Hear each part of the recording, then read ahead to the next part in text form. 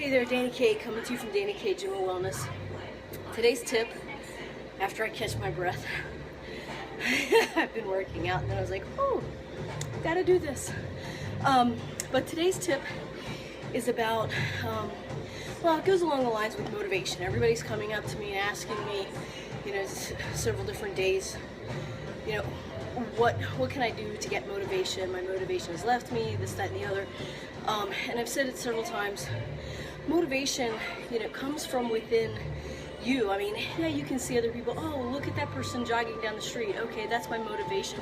Every time I see, Billy Bob running down the street at, 6 a.m. or 5 p.m. or whatever, I'm going to go and do my thing. But why not be you for the motivation? I mean, you and your results.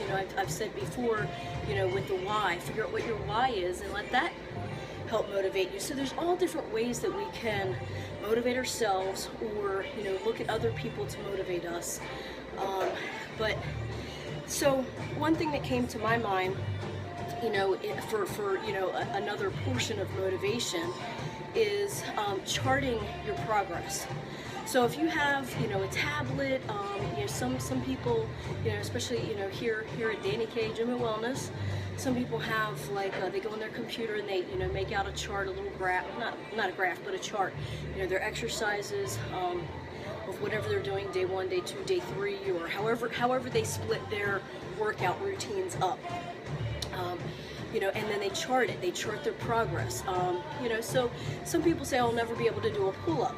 Well, maybe chart that you're doing a negative or a couple of negatives. Remember when I said where you hold yourself up and then lower yourself real slow, or if you try the pull-up assist machine and you've done 5 assisted pull-ups, then you try 1 pull-up and finally you get 1 pull-up. Chart it down.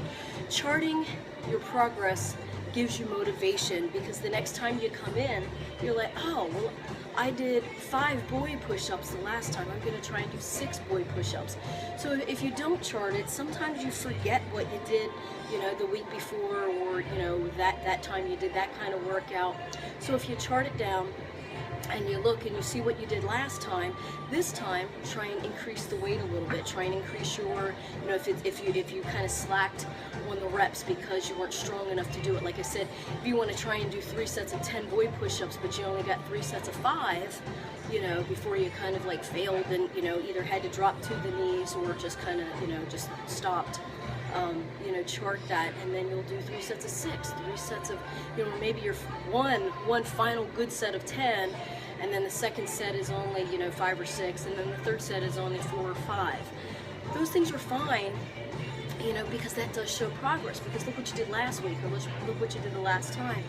So chart your progress, and that kind of also helps you stay motivated, because a lot of times people are goal oriented. We need goals, to go and do something. It's a lot of times, with working out, it's like, oh my God, my vacation is in 2 months. I've got to get to the gym. Although I would love for you to keep that going year round, I know sometimes, people fall off the wagon, so to speak, or in my workout terms, fall off the treadmill, so to speak, and you got to get back up on it. But if you're goal-oriented all the time, then that helps you stay motivated, because, how many times have anybody said, if you have a specific dress to get into, or specific poundage to lose, or a bikini, or a vacation, once that's done, you don't feel like working out anymore. So once that goal is achieved, set another goal, set another goal.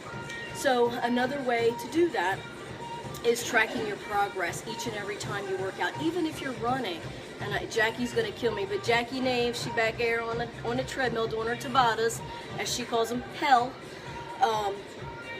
But even when you're running, whether you're doing Tabatas or you're just doing a mile run, just seeing how fast you can do a mile, chart that down. If you did a mile and ran, on a 5.0, and it took you however many minutes, that's great. Next time that you run that, or try and do that mile run, try and do it at a 5.5, but you see what you did because you charted it, and you saw how fast you were, or how fast you ran at, and then how many minutes it took you. So the next time you go to do that mile run or whatever it is, try and go a little bit faster. You can always slow it back down, but push yourself out of that comfort zone. So chart your progress. That should help keep you motivated to keep, you see what you did the last time, try and get going, faster, or heavier, or whatever, or more reps the next time that exercise comes around. So hope that helps.